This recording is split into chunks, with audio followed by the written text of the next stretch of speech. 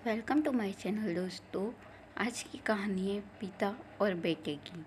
दुनिया के हर घर में छोटे छोटे कारणों की वजह से ही क्यों ना हो, बाप और बेटों में मनमुटाव या कभी कभी ऊंची आवाज़ों में झगड़े होते ही है।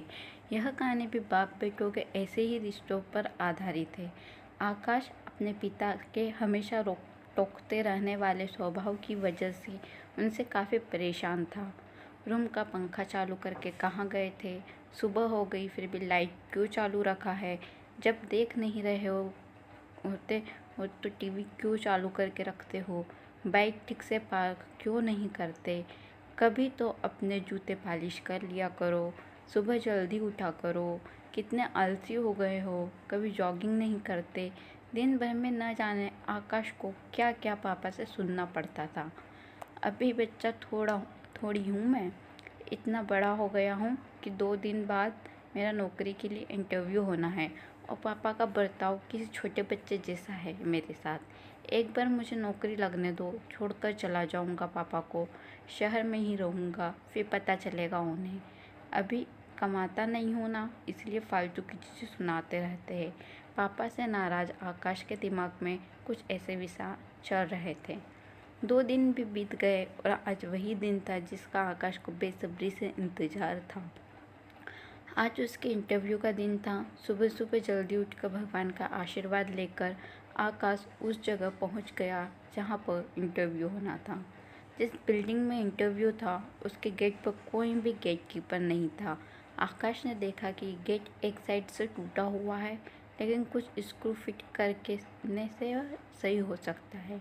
आकाश ने रुककर स्क्रू को टाइट कर दिया और गेट को सही तरीके से बाद वह बिल्डिंग में घुस गया। बिल्डिंग में दूसरे फ्लोर पर एक ऑफिस था जहां पर इंटरव्यू के लिए व्यवस्था की गई थी। जैसे ही आकाश उस फ्लोर पर पहुंचा तो उसने देखा कि ऑफिस के बाहर लोगों के इधर उधर जूते और चप्पल निकाल रखे हैं, जबकि वहां पर जूते चप्पल रखने के लिए स्टैंड रखा हुआ था। यह देखकर आकाश को अचानक अपने पापा की याद आ गई, जो उसे भी अक्सर अपने जूते चप्पल रखने को हमेशा टोकते रहते थे।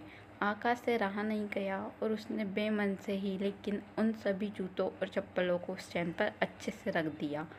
अंदर प्रवेश करने से पहले आकाश की नज़र ऑफिस के बाहर चल रही कई सारी लाइटों पर गई, जिनकी बिल्कुल ज़रूरत नहीं थी।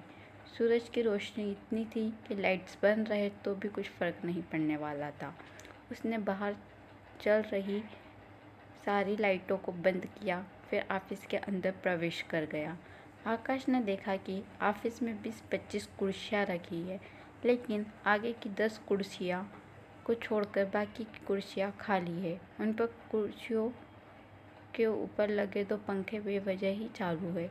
उसने फिर अपनी आदत के अनुसार दोनों पंखे बंद कर दिए और बाकी फालतू पड़ी कुर्सियों को एक के अंदर एक रखकर साइड पर रख दिया और वहीं पर बैठकर अपना नंबर आने का इंतज़ार करने लगा।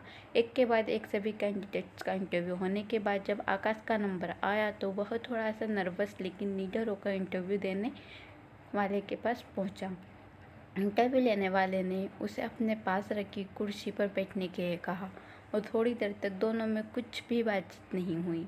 फिर इंटरव्यूअर ने आकाश से पूछा, तुम कल से नौकरी ज्वाइन कर सकते हो क्या? आकाश की कुछ समझ में नहीं आ रहा था कि यह उसके नौकरी पक्के होने की कंफर्मेशन है या फिर कोई ट्रिकी सवाल। बाद में इंटरव्यू लेने वाले जब सैलरी और क्या काम करना है ये बताया, तब आकाश को यकीन हुआ कि उसकी जॉब पक्की हो गई है। आकाश बहुत खुश था, लेकिन समझ नहीं पा रहा था कि ना कोई सवाल ना एक्सपीरियंस के बारे में पूछा, फिर कैसे उसे जॉब के लिए फाइनल कर लिया गया। उसके चेहरे पर सवालिया एक्सप्रेशन देख इंटरव्यू लेने वाले ने खुद ही कहा, कुछ सवाल और पेपर्स कभी आदमी की काबिलियत नहीं बता पाते। हमने इस बिल्डिंग में प्रवेश करने से लेकर प्रतीक्षा कक्ष तक कुछ अव्यवस्थाएं सेट करके रखी थी। वही आप सभी के लिए परीक्षा थी। हमने सीसीटीवी पर देखा कि आने वाले सभी कैंडिडेट्स में आप ही एक अकेले ऐसे थे जिन्होंने गेट की स्क्रू ठीक करने से लेकर बेवजह चल रहे बल्ब और पंखे बंद किए। ऐसा कर आपने अपने चीज़ों को यूज लाइट करना और बचत करना, रिजेक्शन कम करने जैसे गुण दिखाए। आगे बढ़कर आपने बूट और चप्पल और कुर्सियाँ ठीक करके दिखा दिया कि आप अपने काम के लिए कितने वफादार हो सकते हैं और किस हद तक जा सकते हैं। बस हमें इतने गुण काफ़ी थे आपको नौकरी पर रखने के लिए। पूरी बात समझ में आने पर आकाश को फिर से अपने पापा याद आए और याद आई उनकी हर एक बात। लेकिन इस बार उसके मन में कड़वाहट नहीं थी, क्योंकि उसे आज समझ में आया था कि पापा उसके लिए उसी मूर्तिकार का किरदार निभाया था जो अपनी मूर्ति को सुंदर और कीमती बनाने में के लिए उस पर कितनी बार चीनी और हथौड़े चलाता है। आकाश जो नौकरी मिलने से ही अपने बाप से दूर भागने की सोच रहा था, वो नौकरी का कंफर्मेशन लेटर और साथ में मिली 1 महीने की एडवांस सैलरी को घर पहुंचते ही अपने बाप के कदमों में रख देता है।